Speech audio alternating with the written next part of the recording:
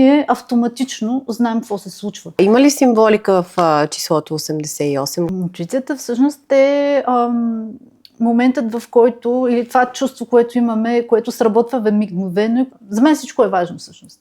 Аз живея така, че всеки един миг, всеки един избор е важен и много държах да са много красиви.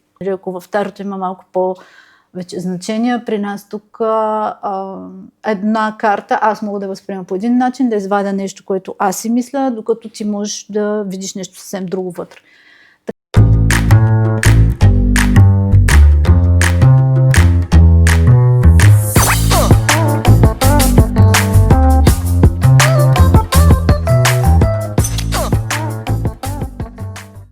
Здравейте от The Brave Bee Talks. Аз съм Божидара Чернокожева.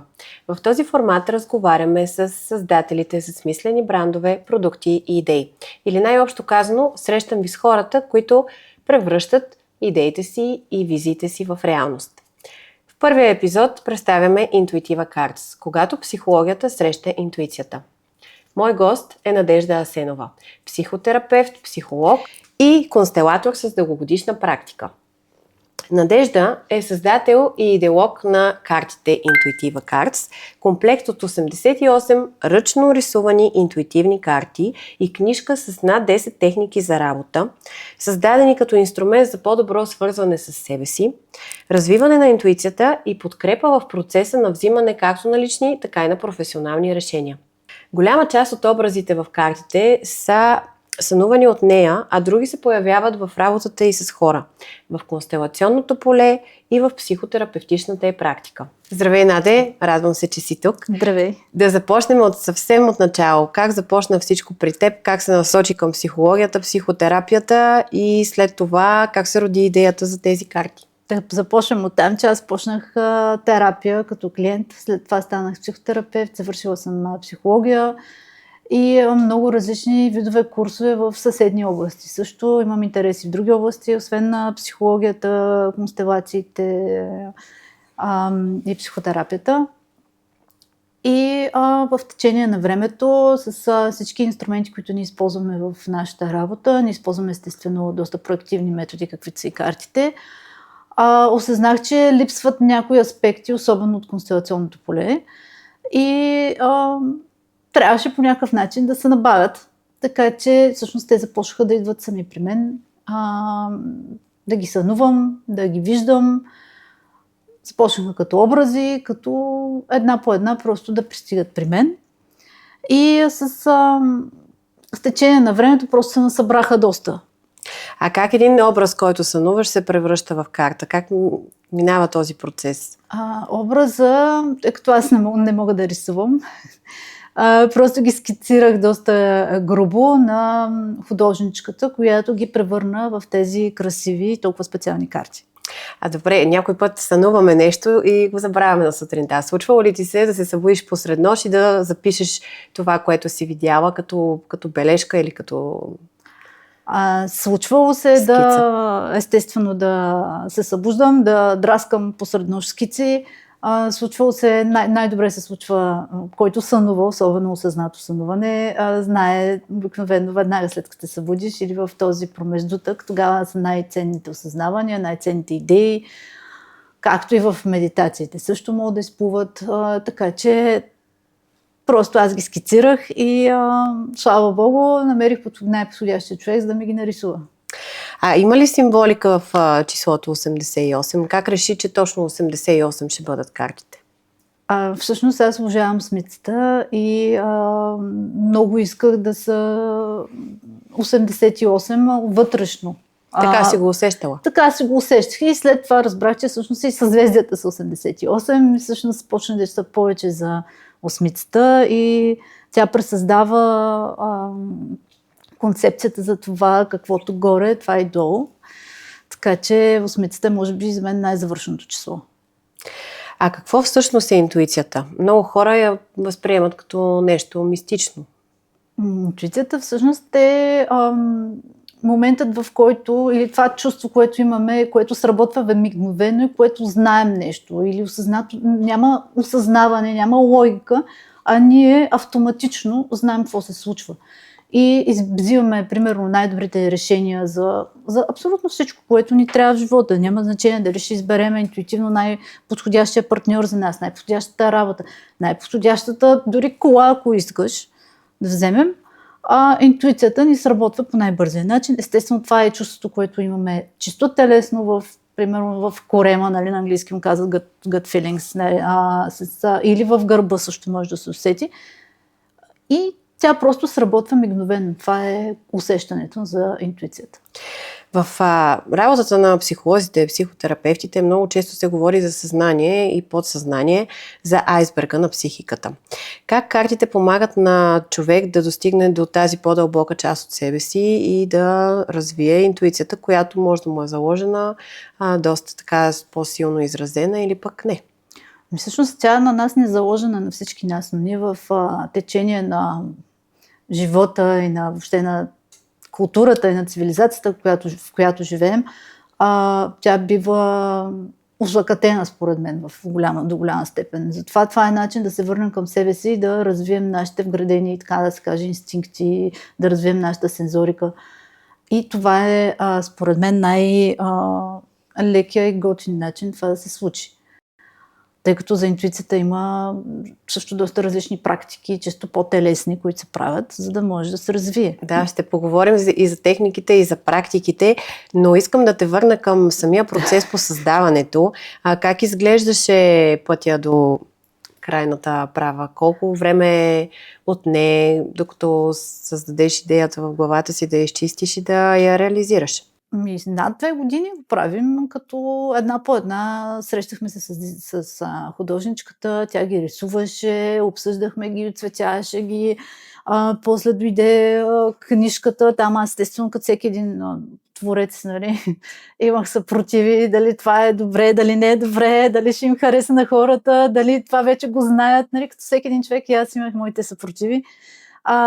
После дойде дизайна, кутията, много държах да са в много красива кутия, да са нещо специално, нещо, което човек да отвори, да усети, да му хареса, да може да подари също. Затова ги сложихме и така в малко по-красиви материи, по-красиви... Изискан сатен, приятни на допир, хубава кутия. По-хубави цветове, да, но аз много държа на... За мен всичко е важно всъщност.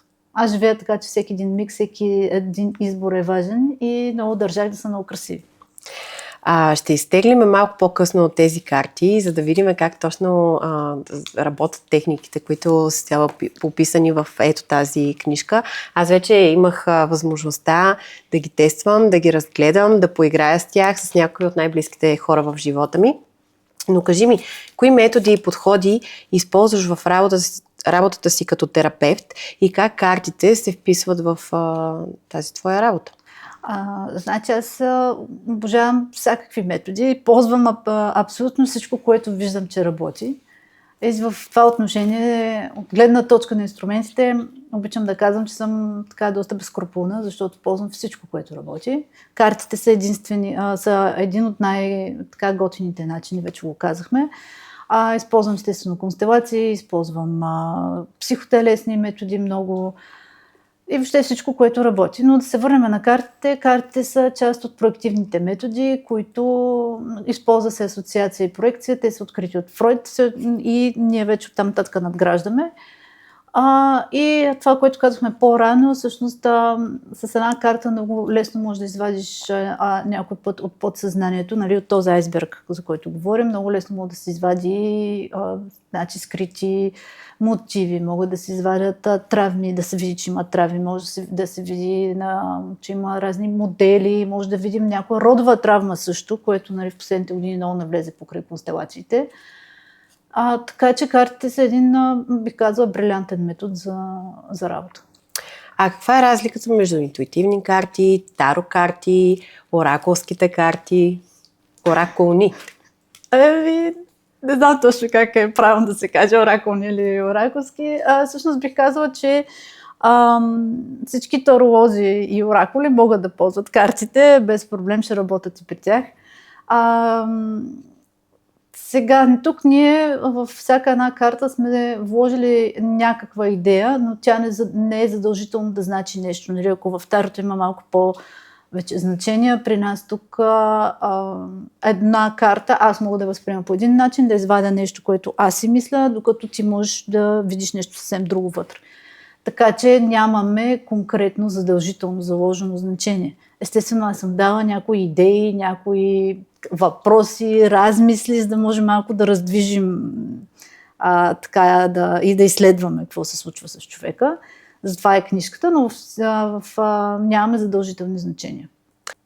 Има ли група от хора, за които тези карти не биха били подходящи?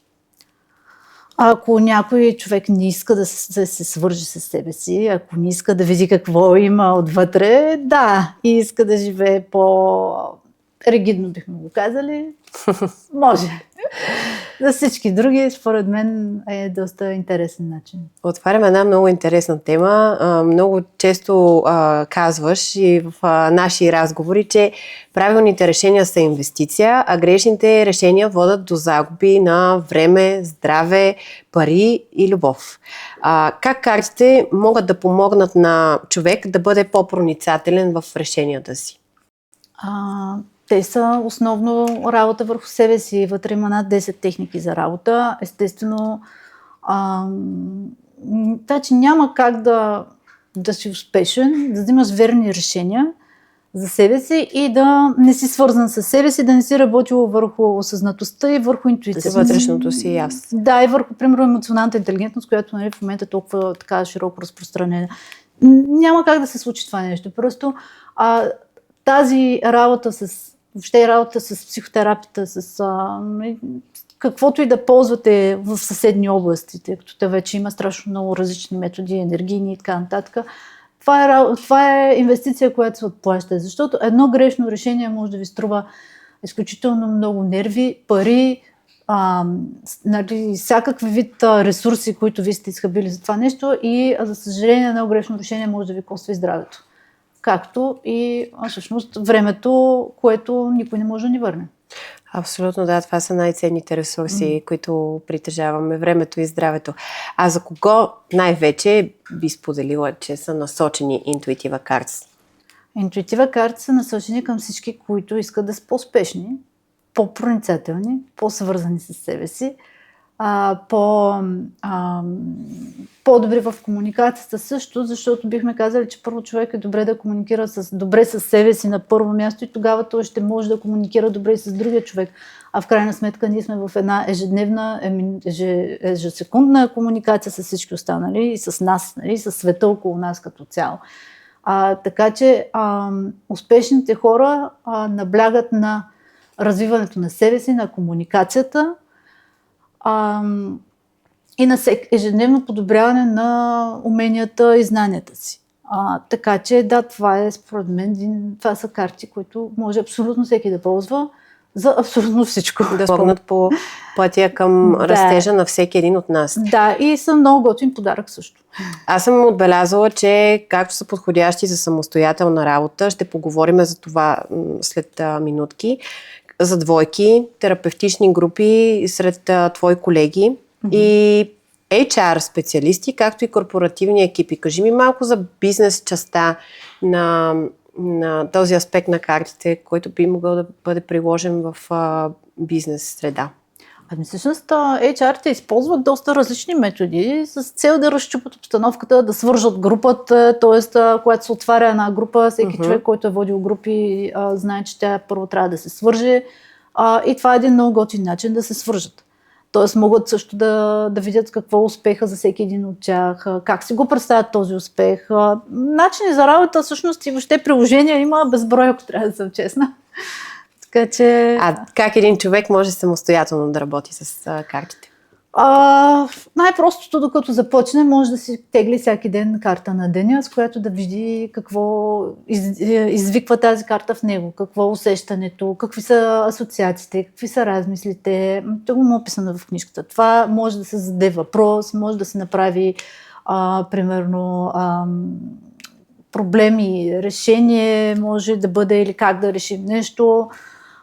Така че много методи има описани вътре. Надявам се да помогнат на много хора да разрешат всякакви техни конфликти, казуси, въпроси, тързания.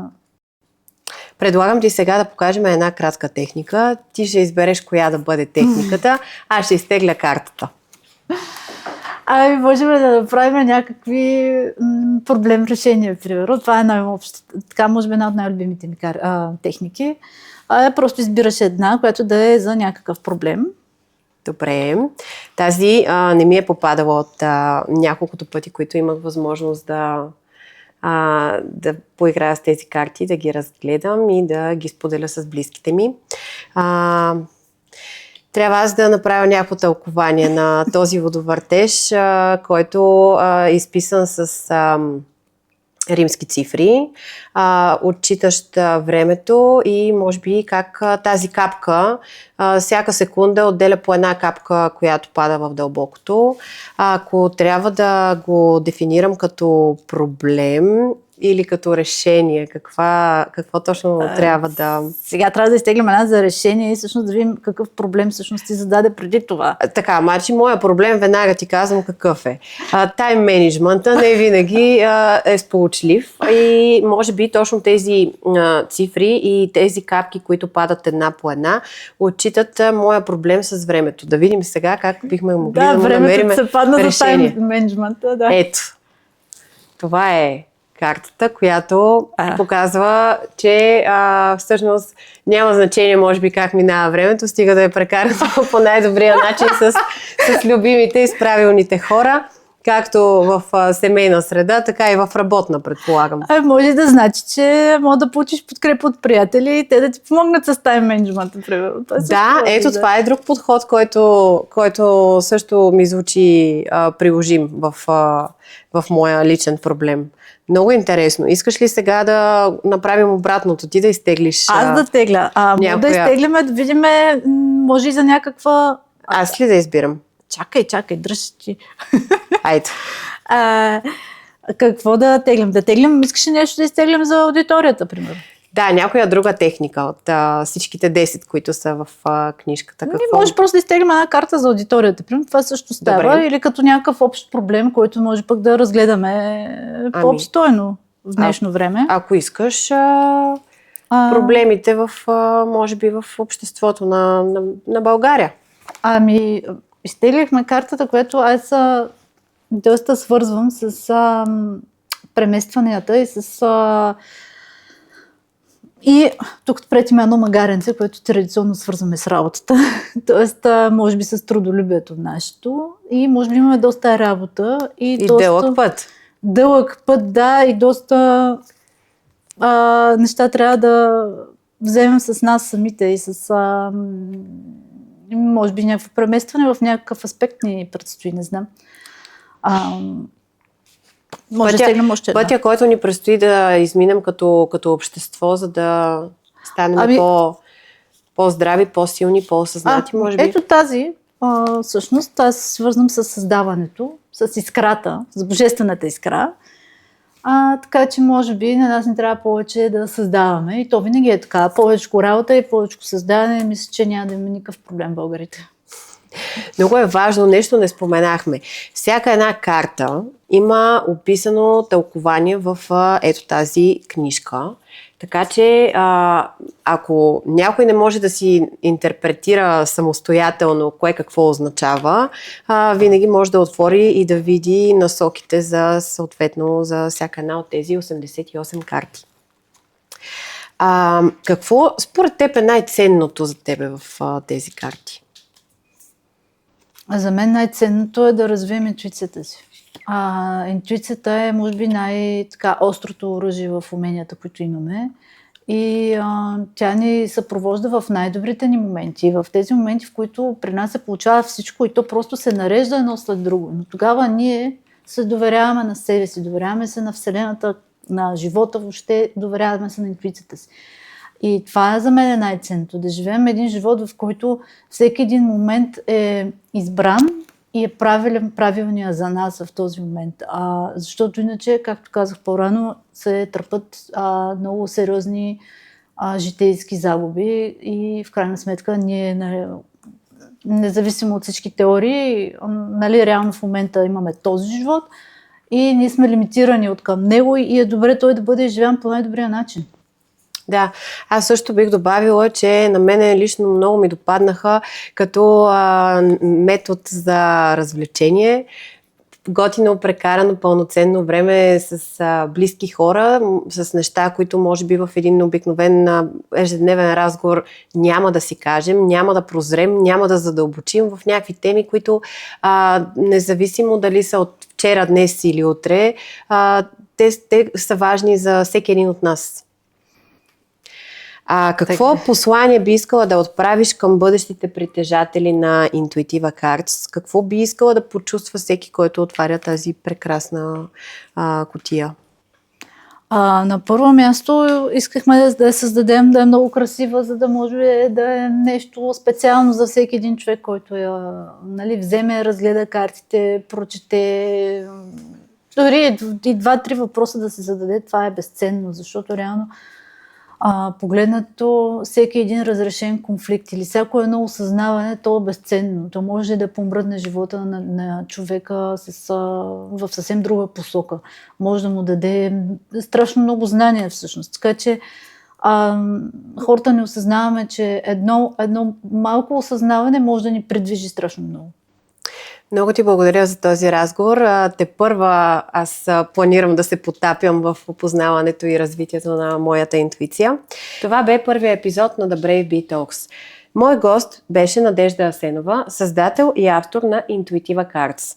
Линк към картите ще откриете в описанието, както и промокод за отстъпка. А сега имаме един въпрос към вас. Кога за последно се доверихте на интуицията си и какво се случи? Споделете ни в коментарите, ще ни бъде интересно да прочетем.